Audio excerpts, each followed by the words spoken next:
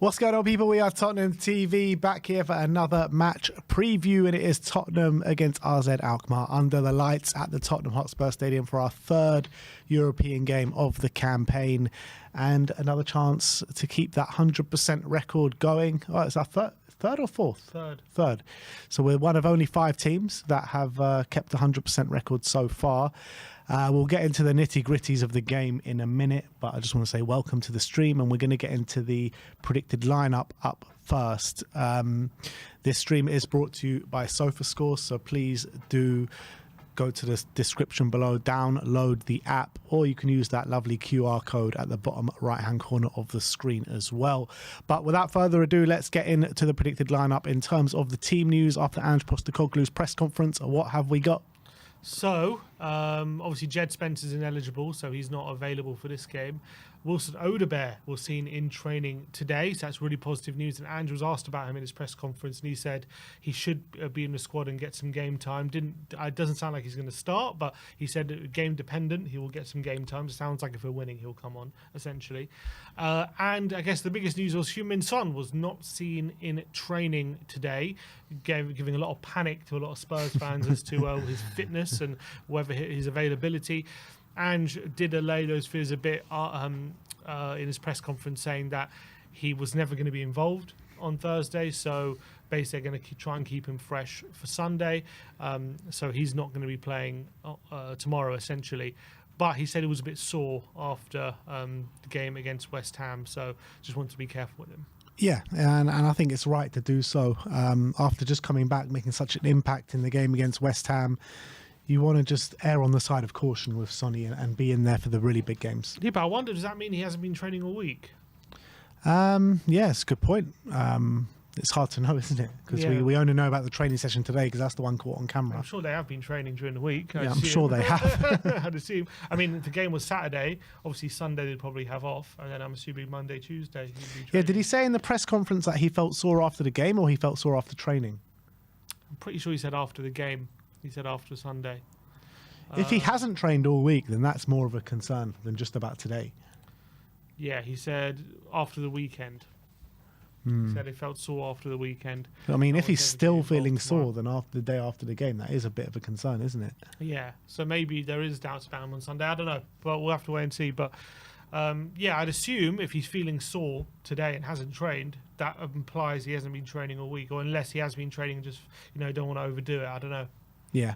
Well, I guess we'll have to wait and see for the press conference before the game at the weekend against Crystal Palace to find out further info on that. But let's get into our predicted lineup. 4-3-3 as per usual. And in goal is obviously going to be Big Vic. Yeah, our Europa League keeper. He's been playing every Europa League game, he's played every Europa League game, Been pretty good in Europa League, actually. He's made some big saves in Europa League, and he's vital. So the way RZ play, I do assume he's going to have some saves to make, to be honest. So we're going to have to be on top of his game. Yeah, absolutely. Coming up against Spurs old boy and Troy Parrott as well.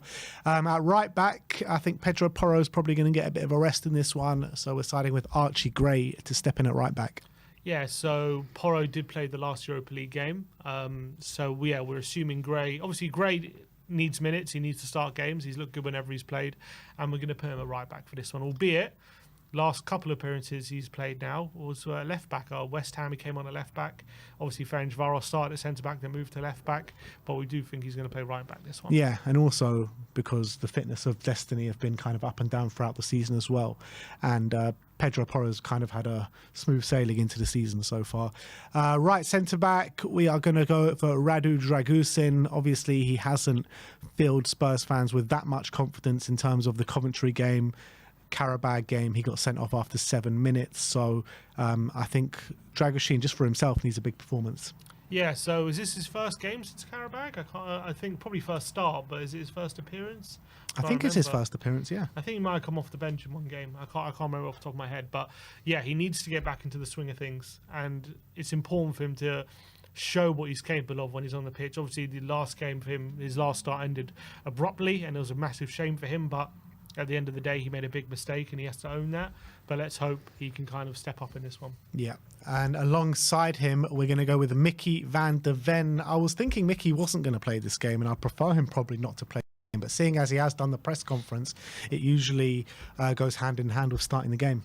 Yeah, maybe he did it because he's a Dutch player and they're playing a Dutch team, but usually that's what happens when they do a press conference. They're usually starting, which does hold questions about future games. Will he start Sunday? Will he start in the Carabao Cup against Man City? I guess that remains to be seen because we all have 3 games in 6 days, and that's a lot of football, even for someone like Van de Ven, who we know has had injury problems before. But it looks like he will be playing, so hopefully that just goes on a way to keeping AZ quiet.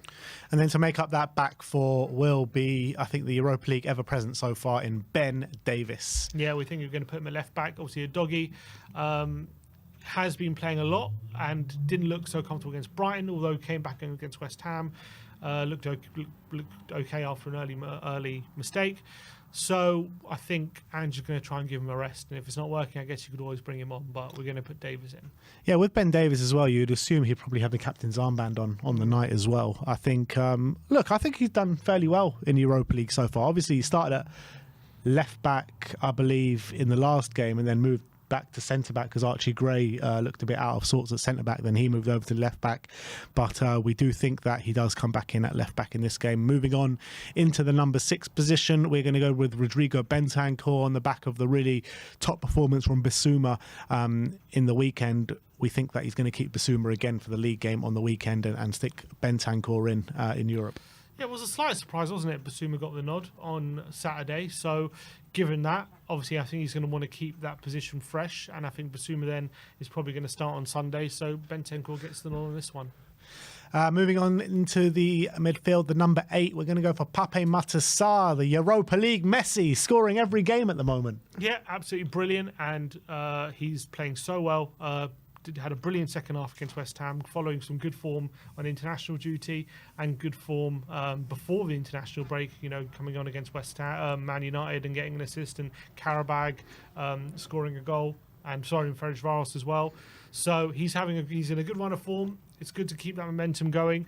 Some might argue he might be in line to start on Sunday, but I guess maybe we'll have to start this one to earn that spot even more. But he had a great second half. So what's interesting actually, what I've noticed is the last couple games, this is taking into account his Senegal performance and the Spurs one, he's been playing in a double pivot in the left side on the left midfield. Not left midfield, left centre mid.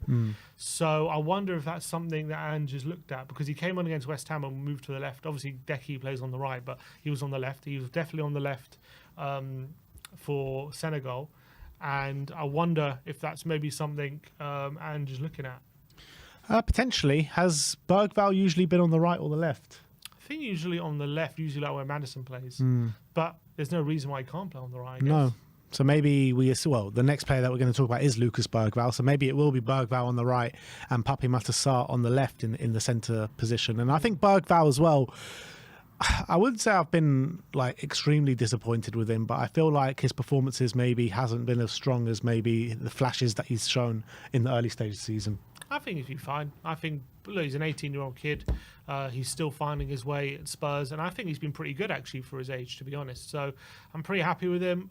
I guess it's a case that does Madison start after being taken off at half-time, and if we're going in this way, do we want to keep a bit of that core kind of high-quality first-team players in the team? And if that is the case, then Madison probably does start ahead of Bergvall. But I still think Bergvall, he didn't play at all on the weekend. So these are the real times he's going to get his opportunity to shine. And I think Ange understands that. And he has started both Europa League games so far, so we do think he's going to come in from the start here. Yeah, so that's Bentancur, Sarr and Bergvall in the central positions. On the right-hand...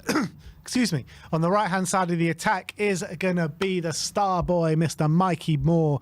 And obviously he put in a really strong showing last time out against Ferencváros. Let's hope for more of the same, if not even better, and get on the score sheet. Yeah, obviously Brandon Johnson played 90 minutes on the weekend, I think, didn't he? Yeah. So I think he's going to need a rest.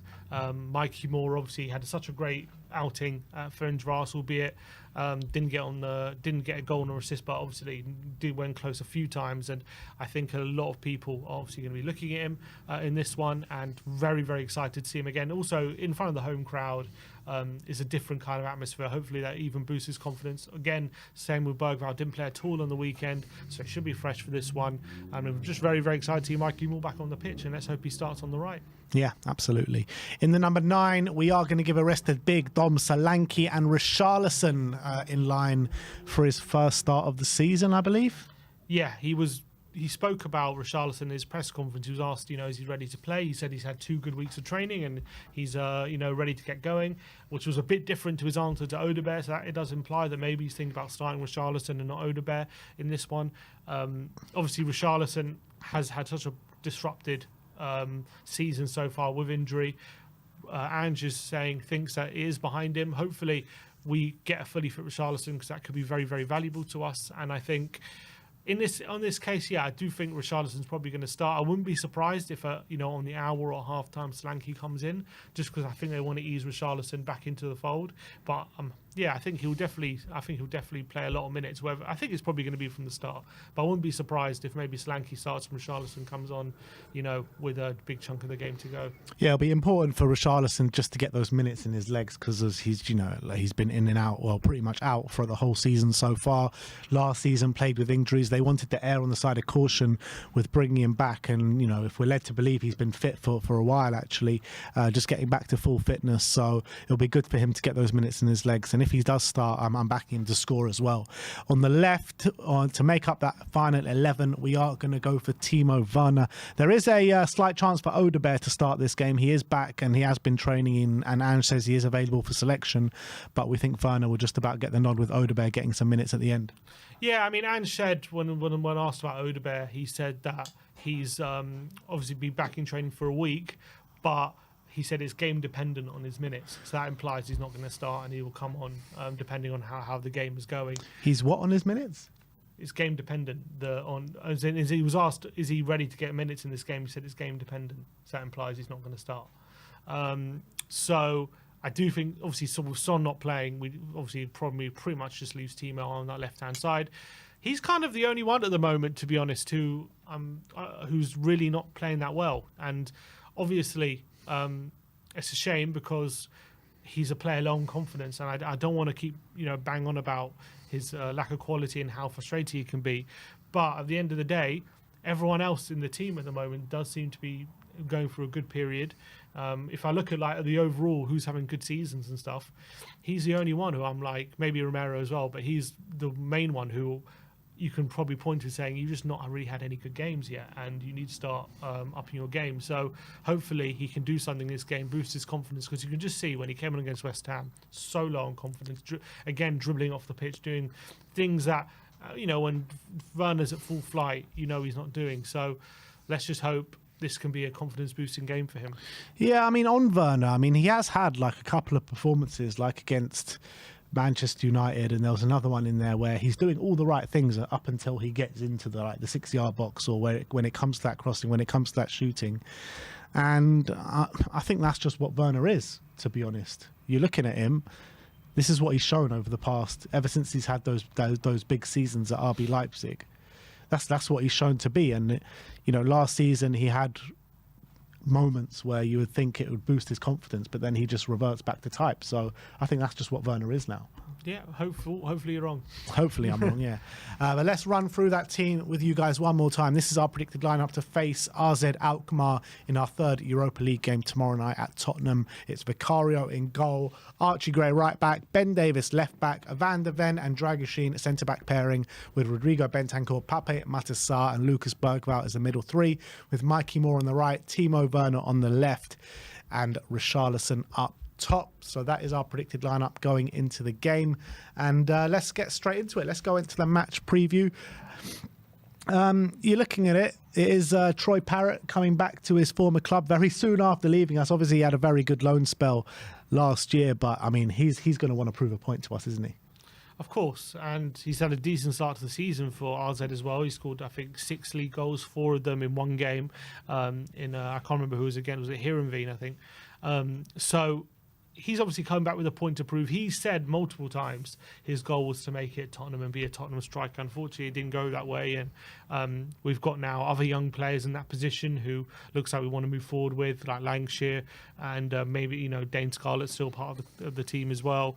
Obviously, we've got two strikers with Solanke and Charleston there, so minutes were always going to be tough for him at Tottenham if he stayed, albeit went on loan last season to Excelsior and did fairly well, got over 10 goals and looked like he's starting to find his feet. So I'm happy for him that he's starting to make a career for himself. Hopefully he just builds on this with RZ, gets a few goals, and maybe with in line of getting to move to a bigger club in Holland or maybe a different team in Europe. But he does seem to be doing well. But of course, I'm sure it'll be nothing. It will mean nothing more than it'll be very big for him to score for Tottenham Hotspur Stadium, and I'm sure he'll be more than motivated to do something in this game. Doesn't mean he'll be able to, with the centre backs that we have and how difficult it will be for them. But RZ are quite a technical team, and they're actually quite they're a fairly young team. They're a team that as well play good football. That they're very technical. A lot of Dutch teams are, to be fair.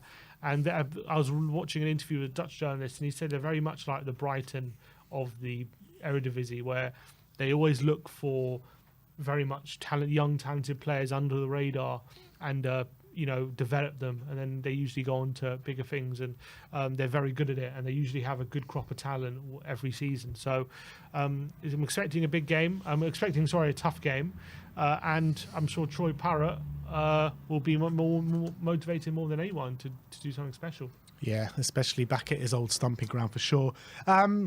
But they're a bit of in different form at the moment, AZ Alkmaar. Started the season on fire, didn't they? Now they're in the last 4 games. They have lost 4 games. They're on a losing streak of 4 games at the moment. 2-1 against PSV, 1-0 against Fortuna, 2-0 obviously against a very hard, probably the hardest, they probably got the 2 hardest Europa League clashes in a row against Bilbao away and Tottenham away. And 2-1 loss against Utrecht. But if you look at their 4 before that, look at that. They had about 1, 2, 3, 4, 5, 6, 7, 8, 7 wins in their last 8 games. Seems to be a lot of red cards there. Is that all for RZ? No, not all. In the opening game of the season, they had a red card and 2 red cards against them. Against Warwick, they had a red card against them. Against Elfsborg, they had a red card against them. Against PSV, they had a red card for them. So, a lot of red cards. We had a red card in the Carabao game, so hopefully that's something to watch out. And a red card against us, against West Ham, and against Manchester United. So maybe this game promises a red card. Yeah, I know. Get your money on it. But yeah, as you say, it's a double-edged sword, I guess, when it comes to that kind of form, because clearly they're capable of a lot better, and clearly they're capable of going on winning runs and scoring lots of goals. And so that shows at their best what they're capable of. But they're a team in very bad form, 4 losses in a row. And sometimes they can be very low on confidence, you can take advantage of that, or they can be a bit like a wounded animal, and they can be a bit like, this is a big game as well. Tottenham away, massive European clash for them. They need the points as well in the Europa League table to qualify. They lost 1 game and they won 1 game. So I think they'll be very, very much motivated in this game to get the points. And they're a team who technically are very sound, and if you're not on your game aggressive wise and from a pressing point of view, they can play through you, and we know how open we can be. And if we allow RZ onto our goal, they do have a player in Troy Parrott who has shown this season to be a pretty decent finisher. So yes, their form is bad, but as you showed before, they've proven they can have very good form as well. So I don't think I would take too much stock in their current form, their current losing run. Yeah, they've got a left winger in their rank called Ruben van Bommel. I mean, surely that's Mark van Bommel's son. It is Mark van Bommel's son. Unbelievable. He scored actually 2 goals in the Europa League clash against Elfsborg when they won 3-2. It says on Wikipedia his style of play is likened to Angel Di Maria. Not bad. Bit of a different player to his dad, though, How isn't he? How old is he? He is 20 years of age. Yeah, 6'3". Wears the number 7 for them. Maybe it's someone to look out for. Maybe, keep an eye on him, I think. Yeah. Maybe Spurs can... Good genes. Yeah, Good Spurs genes. can do with that. Spurs can do with a winger like that. Wouldn't mind an Angel Di Maria regen in my team. I'll be all right. But yeah, Mark van Bommel's son, so he's definitely one to look out for. As you say, Troy Parra up front. But they got a good crop of young players. I think they've got a few in the Dutch national team as well in the squad. I'm trying to remember who it is. But they do have what's it called? Van der Ven was talking in his press conference. He said he knows a few of the players from the Dutch national team. They got Pierre Koopmeiners. I wonder if that's Koopmeiners' brother. Maybe, yeah. Koopmeiners, who now plays for Juventus. Yeah, who's a very good player, obviously. Yeah. I'm looking at Champions League. Jordi Classy as well. They've got in their Jordi central Classy, midfield. former Southampton. Yeah. Former Southampton midfielder. Their captain is Bruno Martins Indy. Oh, really? Yeah. Yeah, I remember him from the 2014 World Cup. How old is he now? Bloody hell. I don't know how old he is, but he's got to be fairly old. Yeah, he's got to be 33 at least. 32. 32. Yeah. So he's their captain. He's a big bloke. Yeah. Bruno Martins. I remember big, tall centre-back. But as well, he's one of those centre-backs. He's big and he's tall, but he also can be quite slow on the turn and he can be beaten. So that'll be interesting. One to watch out for, I guess. Bruno Martins. Yeah, so in their 2 games in the Europa League, they got over the line against Elfsborg at home with a 3-2 win. How did the score? So it was a very up and down game. It was 1-1 by half time. They went 2-1 just after half time, and then it was 2-2 very quickly. And then they got a winner with 15 minutes to go of Troy Parrott from the penalty spot. And then last time out, they did lose 2-0 to Atletico Bilbao, which looked like a pretty dominating performance from Bilbao on the day. So they're actually 2 teams that we're coming up against. But I guess you can't read too much into it. But if you're going to have a very tight game against Elfsborg, then lose to Atletico Bilbao, even if we make a lot of changes, there should be no excuses not to be able to win this game. Yeah, I mean, it also depends how strong they go as well on Thursday. I assume they're going to go full strength. Look, they kind of need to. Well, they don't need to, but with only one winner out of 2, they just want to get as many points as possible, as early as possible. Of course, that we're going to be favourites for this game. We're expected to win. Obviously, with the amount of changes we're making, do you expect a bit of a drop-off in performance? Probably. It's not going to be as good as when we're at our best with Decky and Madison and whatnot in this one. So I do expect this game to be tight, actually, a bit tighter. I do think where we might win the game again, in the last 20 minutes or so, we bring on some of our bigger players, and let's say the game's at 1-1 or we're winning the game by a goal at that point, then I think we can kind of kill the game. But I do think, I've got a feeling, while we've got the squad that we're going to start with, I'm sure we're going to, give them a game. We'll probably dominate possession. Obviously, everyone's going to try and do the game plan that Ange wants them to do, but they're a very good technical side, AZ Alkmaar, and they're they're 5th at the moment in their Eredivisie. I know people, whatever you want to say about Eredivisie, but there's some good teams there. PSV, Ajax, Feyenoord. There are some good teams in Eredivisie. Whatever you want to say about it. Obviously, it's not the strongest league in the world, but they do develop some decent teams, and they're quite high up in that league. And it's not going to be an easy game. They have a certain way of playing. They got good young technical players, and if we give them too much encouragement, they can play some good football. So we've got to make sure that we kind of bully them a bit. And I do worry: can we bully them with the players we got on the pitch? Hopefully we can. And can we get the most out of Mikey Moore, Werner, Richarlison? I'm a bit worried that front three might be a bit disjointed, but I rate our players higher. And we're going to be favourites going into it. And if we can get a win, if we do beat them, like convincingly with that team, that just goes to show what kind of youngsters we do have. I mean, I don't think any of us need convincing on the quality of our youngsters. We all know and excited about them. But I think this would be another kind of testament, another bit of evidence if we can beat this team convincingly, because they're not a bad team. I feel like the Eredivisie is going through a bit of transition at the moment in terms of the quality of their teams. Obviously, you've got PSV, who are well in front in the division. But you've got Feyenoord, who've just lost Arne Slot. You've got Ajax, who are nowhere near the team as what they were a couple years back. And then you've got AZ Alkmaar, who AZ, Feyenoord and Ajax are all sitting on the same points after 7, 8 or 9 games. Everyone's played a different amount. You've got Utrecht all the way up there in second. So, yeah, I mean, I agree. There are some good teams in the Eredivisie, but I don't feel it's as strong as maybe it has been over the past few years. Maybe, but look, the Dutch league, I don't know where you'd rank it in like the world or in Europe in terms of what level league it is.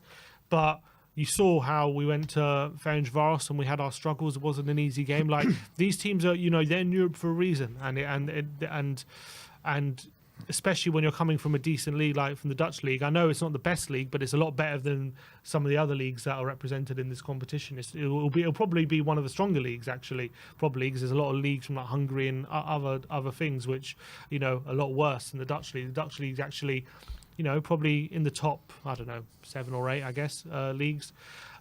So I don't think they're to be sniffed at. As I said, RZ, they have a knack of developing really good young players. So I think we've got to be careful in this game. I wouldn't be surprised if we do have some struggles early on, and I think it might take the good players, still not the good players, the more experienced players, the more first-team players coming off the bench, just to really make this game a bit more comfortable. I can see it being a bit uncomfortable early for the first hour. You can see it being a very open game. You know how the Dutch like to play their football, and if you look at goal tally in the Eredivisie and the second division in the Dutch league, there's just goals flying in left, right and centre, isn't it? I mean, like, if you're a betting man, a BTTS in pretty much every Eredivisie game is probably a good bet.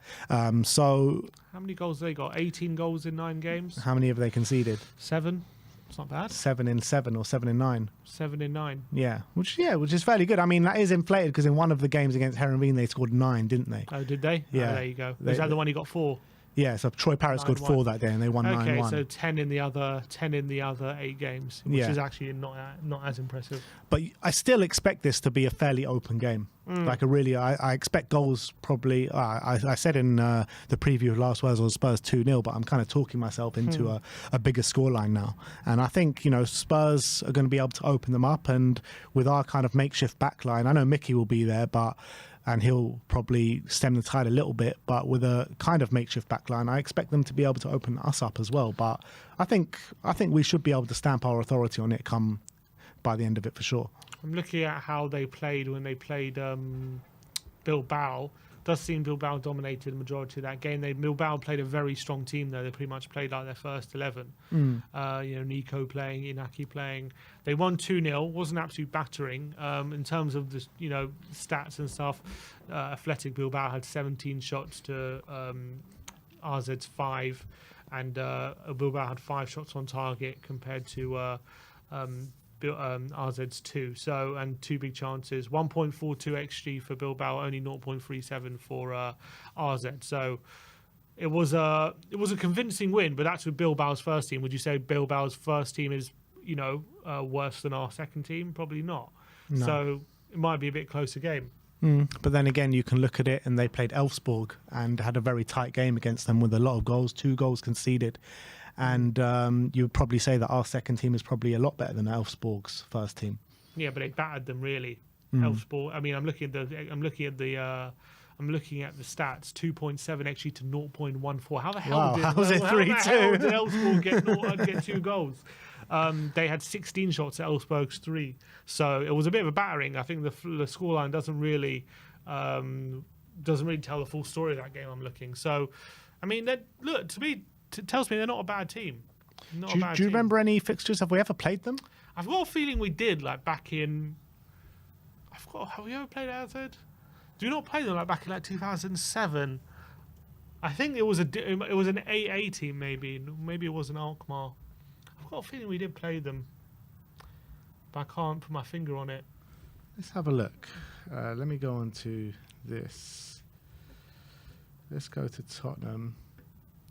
And let's look at AZ Alkmaar head-to-head. No, we haven't. We've never played them before. Never played them. So I think maybe we played Aalborg or something. I think we played. Yeah, they're a Danish team. Yeah, that's it. The Danish team. We played them in like 2007. Yeah, I remember playing them under Martin Jol. I think it was. Yeah.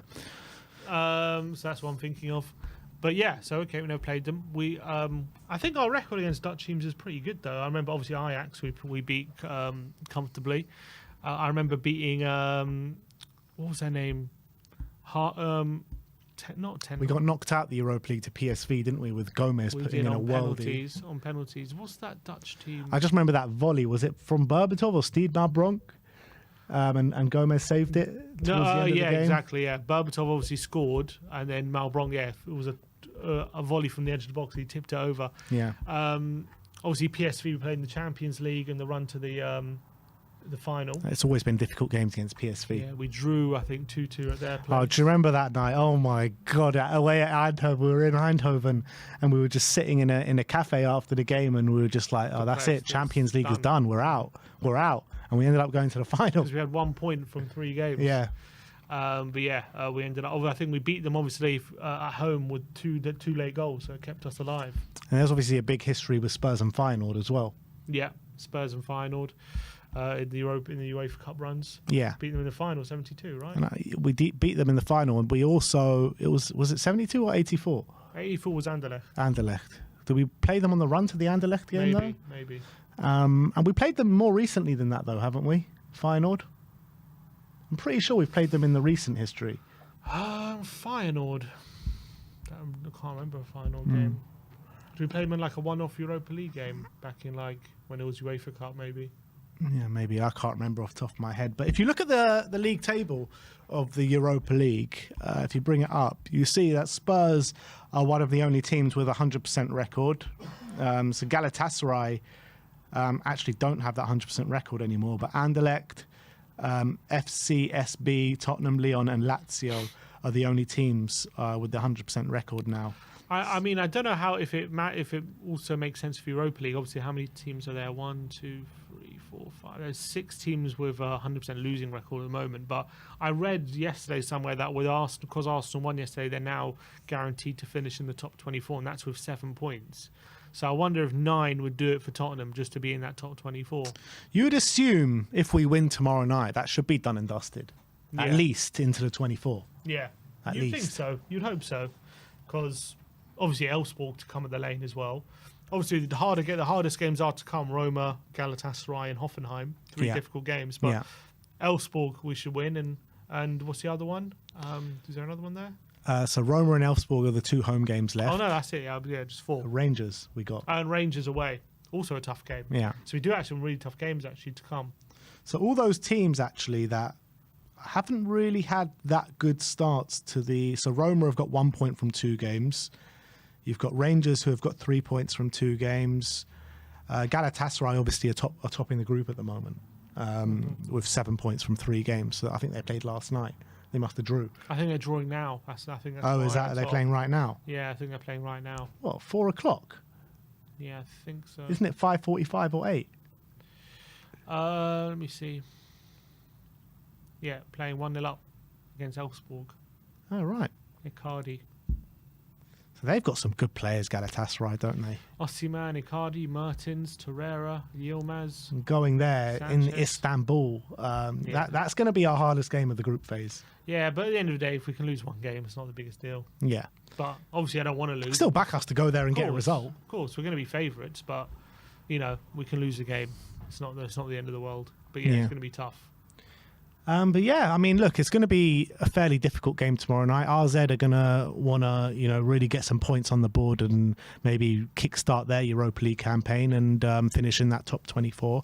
And when you're looking at the teams in this group, in this tournament, you would say RZ probably well within their rights to finish in the top 24. Definitely. I think finishing 5th in all, I don't know where they had to finish to be in Europa League last season in Eredivisie, but it's not the easiest league, and to be there, and look at some of the teams in this competition, you can definitely pick out 8 teams probably who are worse than AZ Alkmaar. So it's a big game for them really, because they need to. I mean, obviously they get 1 win, so I guess it's not the end of the world if they lose another one, but they can't leave it too long to start getting the wins, and it's a bigger game for them probably in a way than us, because they're a bit more desperate for the points. So. They've actually got difficult games. They got Fenerbahce and Galatasaray their next 2 games, then away to Ludogorets, and then Roma, and then Ferencvaros. So they've actually got some difficult games. Definitely. So it's going to be difficult, I think, and they're going to be on their A game. They're going to have their first 11 out, and I don't know. Part of me is a bit worried with the team that I anticipate us putting out, that we might think that it's going to be easier than it is. I think it's going to be a very difficult game. I think we'll win by 2 goals, but I think for a large part it might be a bit uncomfortable. Even if, like you say, the team go down with the team that we anticipate starting, you've still got top quality on the bench to come on and change it. I don't think it's going to be a landslide and we'll be 2 goals down or 3 goals down or something like that. Even if we're just 1 goal down going into the last half an hour, last 25 minutes, we've got the quality to turn it around. Absolutely right. So, from that point of view, I'm not worried about not winning. I just think maybe fans think this should be a 3-0 washout, and I don't think it's going to be that easy. Yeah, I just want to see a really big performance. I want to see Mikey Moore kick on from that last game, because I thought he was brilliant out in Ferencvaros. And now back at the Tottenham Hotspur Stadium, his first start in that stadium, the whole crowd are going to be behind. Everyone's going to be bums off seats every time he gets on the board, isn't there? Definitely. So it's going to be some. Look, I hope it's going to be a good atmosphere, because in a weird way, when you're playing a bit of a mix and match team in the Europa League, it's not so much about having a great team performance as much as that's obviously that'll be ideal, and that really shows that the team and the players on the pitch are acclimatized to what Ange wants, these younger players and these other fringe players as well who aren't starting every week. I think I'm more focused on how Bergvall and more individually and players like that get on, and obviously Richarlison, how he gets on individually, rather than there has to be like a great gelling of them and it has to be like a great team performance. As much as I think I would want that as well, and that's obviously preferable. In these games, it's kind of more about how individuals adapt in a weird way rather than just how the team plays. Yeah, I mean, it's how individuals adapt into Ange's system, and on top of that, that should kind of make them gel a bit better. Yeah, true. So, I mean, it kind of all goes hand in hand, doesn't it? Yeah, I think obviously it all feeds into each other. That's the reality, yeah. So it's obviously getting them to gel in the system in line for them to come in more important games in the league. But like I say, if we don't get over the line in this game, obviously I want to, and it's a really big opportunity for us to go 7 wins in 8. I think it is if we win this game. If we do that, it carries on the good feeling and everything like that. But if we don't get over the line in this game, it really isn't the end of the world. It's not. But it's important not to think like that just because you don't want to get too complacent. You don't want to think, that it's just easy for us to win games. You don't want to get ahead of yourself. So you want to put pressure on the team to win. But reality is, if we do lose, it's not a big deal because we've got 5 more games to recover the situation. We've got some definitely winnable games after anyway. But there's not even recovering the situation, because if we lose, we're still in a very commanding position. As well. But you just want to make sure, like, if you can get this win, all of a sudden, maybe down the line in game week 7 or 8, you can rest players, and you might be already in the top 8, something like that. So you want to think like that. If you can get the win, it takes the pressure off later down the line. Yeah, I kind of feel like if we win this game and just win 1 more out of our last 4, top 8. I think 5, done. You're done. 5 wins, you're done in the top 8. No way at 8 more than 8 teams getting 5 wins. I think so. I think if you get this win, you would take Elfsborg's probably a win, and then you just need 1 win out of Rangers, Roma, and Galatasaray and Hoffenheim, and I'm pretty sure that's doable. Yeah, you look at the teams that are on 100% record so far. I don't think any of them are going to get, more than 5 wins. Lazio, Lyon, FCSB, and Anderlecht. Yeah, it's going to be very difficult for them. I think there's going to be a lot of points taken off each other within this. So if we can just get those 5 wins as quickly as possible, and then kind of manage the rest of the group, that'll be great. Score prediction? I said 3-1. I do think RZ will score. I think they're a good technical team. They've got goals in them, but I do think they'll be quite kind of close. I think it'll be like either level or we'll be winning maybe by 1 going into like the hour mark. I think we'll then make some changes. I think we'll bring on Madison or bring on Decky, or maybe bring on Solanke. I think that'll give us that bit of boost we need, and we'll go on to win by 2 goals. Yeah, I think I said with last word on Spurs earlier, it's going to be 2-0. We're going to keep a clean sheet, but now I'm kind of rethinking that, and I think there will be a lot of goals in this game. I think we're going to concede. I think we'll score. I'm going to go for a big 4-2 win. 4-2. I think there's going to be a lot of goals in this game. 2 goals to 6. Yeah, pretty much. I talked myself out of a clean sheet. Exactly. But yeah, there you have it. That is our match preview for the game against AZ Alkmaar. Ronnie says they are dusty. We'll win 4-0. They are dusty. What does that even mean? Rubbish. Dusty. I'm too old for all this slang. Will Son be available for Palace, says Arsh Ahmed? He should be. I hope he so. Judging by what Ange said, it kind of sounds like he will be. But as well, logically, if he's saying he missed training because he's sore, does that mean that he's actually struggling with something? Let's hope. Highlight that Ryman Son comment about Sim knows his scores. Sim knows his scores. Put your life savings on 3-1 Tottenham. How long is Sim going to dine out on the 4-1? I said Karabag 3-0. I said Ferencvaros 2-1. I said West Ham 4-1. So recently my scores have been pretty good. Yeah, you should put some money on it. Yeah, I'm going to put money on. What did I say? 3-1. Yeah, you put money on it? Let's do it. Put money on it. You're going to lose. No, yeah, we're going to lose. That's it. As soon as you start putting money on it, that's when it starts to go downhill. Never put money on Spurs. Whenever you put money on Spurs, they always let you down. Yeah. Charles Preston, Sim knows the score. Quite literally. Quite literally. Wherever I say go. But I think that's going to be it from us today. I want to thank you all for joining us. That is us over and out tomorrow for today. And you got a treat because me and Sim are back on the watch-alongs tomorrow. So come and tune in tomorrow just before 8 o'clock. And we'll run through the game with you guys. So look forward to seeing you all there. Like, subscribe and comment. And as always, come on you Spurs.